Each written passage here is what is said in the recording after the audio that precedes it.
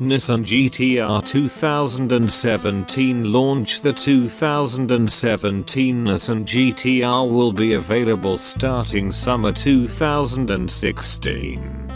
Nissan unveiled the new 2017 GT-R at the 2016 New York International Auto Show, highlighted by a fresh look inside and out, as well as major driving performance enhancements and key new features.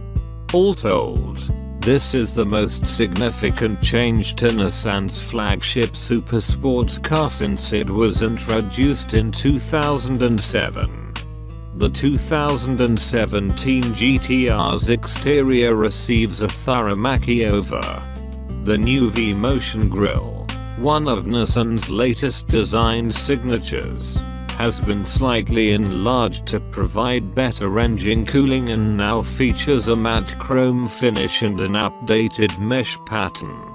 A new hood, featuring pronounced character lines flowing flawlessly from the grille, has been reinforced to enhance stability during high-speed driving. A freshly designed front spoiler lip and front bumpers with finishes situated immediately below the headlamps give the new GT-R the look of a purebred racer car, while generating high levels of front downforce.